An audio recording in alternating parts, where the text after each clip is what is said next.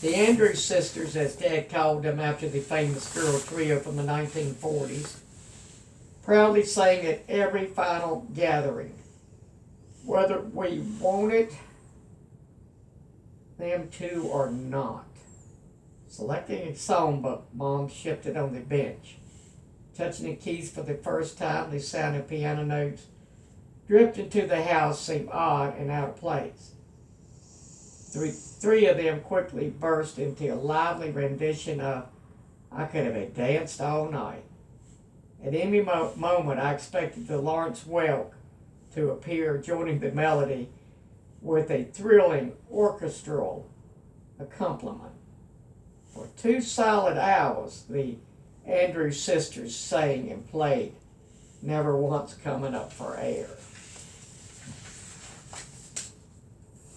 I must admit, Dad's surprise was pretty exciting at first, but after fixing a peanut butter sandwich for me and my starving sister, I had enough for one day.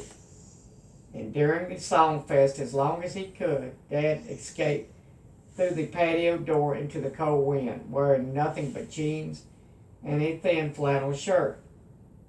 The fact that my father willingly risked freezing to death rather than stomach another course of some exhausted evening said it all. That night, Dad frantically ushered us out to the car.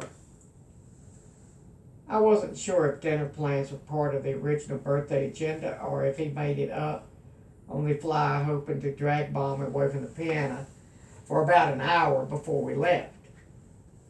Mom paused at the living room door one last time, staring helplessly at the piano, as if she were abandoning a litter of newborn puppies.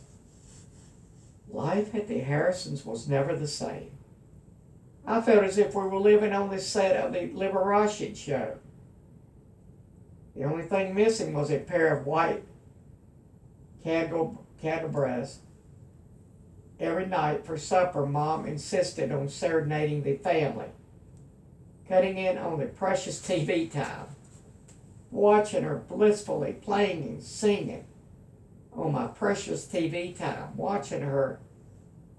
I had no idea that underneath this happiness lurked an ominous and sinister cloud.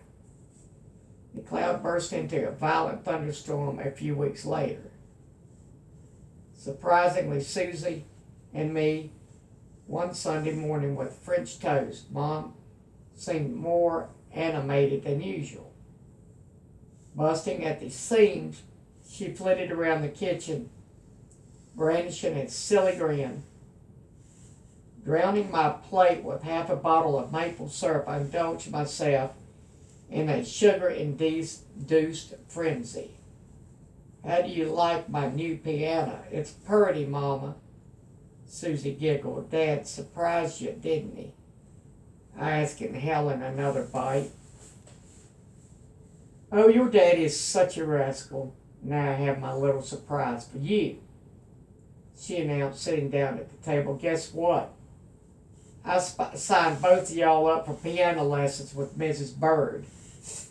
I called her yesterday, and she has 2 openings. Both of y'all start next week. Isn't that exciting? Mama! Bouncing out of the chair, Susie jumped up, down in place, hugging Mom at the same time. Oh, this was quite a surprise, all right. Kind of like surprise on Pearl Harbor. This could not be happening. Not piano lessons. What would my squad think? Drum lessons, guitar lessons, maybe. Both piano lessons. Choking on a mouthful of toast, I managed a garbled response. Ma, I ain't taking no lessons. That's for sissies. It certainly is not, young man, Mom snapped, shocked by my insubordination. Look at your cousin Stanley. He can play almost as good as Shelby. Oh, now I get it. Mom must have dreamed up this little nightmare one day while belting out the blues with her sister Stanley.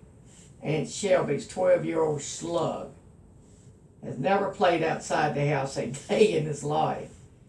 The boy couldn't even climb a tree with a ladder if his life depended on it. Ma, please, I have to study to keep my grades up. And well, baseball starts up soon, and baseball don't start till summer. Your daddy and I think piano lessons will help you in school. Are you kidding me?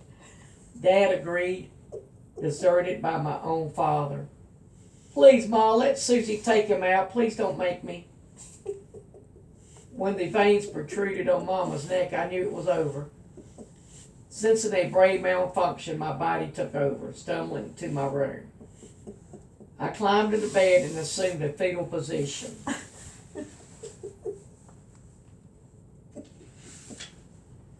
Seeing all those ceiling tiles, I wondered what would become of my wonderful little world.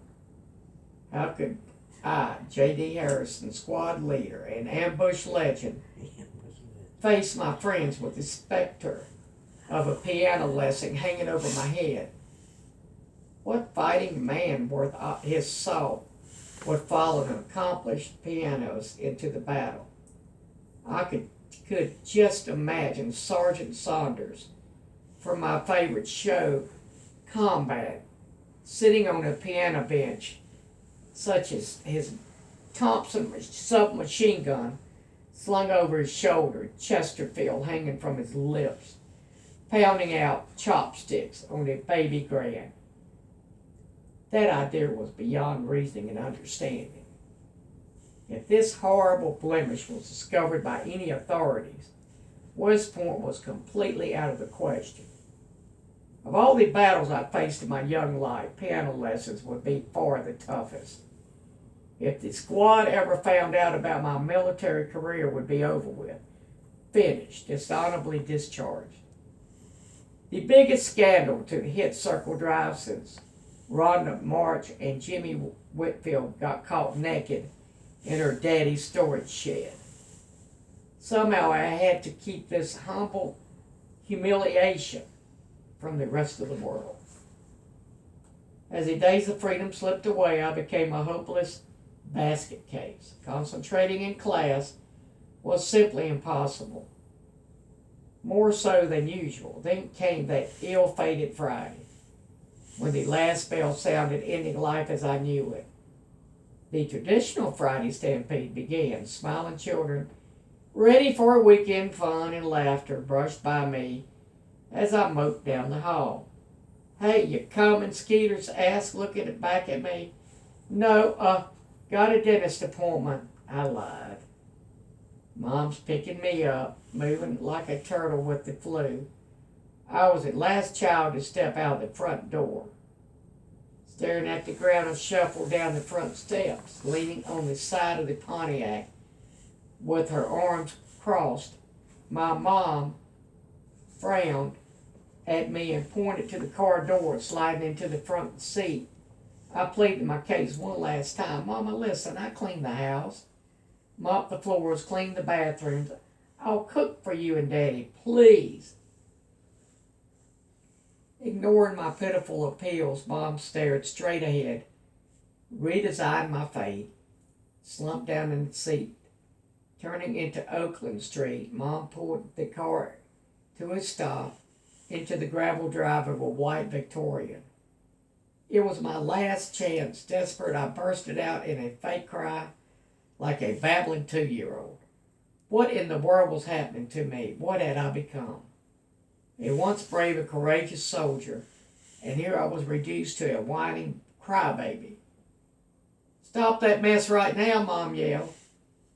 Turn off the ignition. You're going to take those lessons, and that's all to it. Now get out the car before I beat you to death. Feigning a whisper, I trudged sadly behind Mom.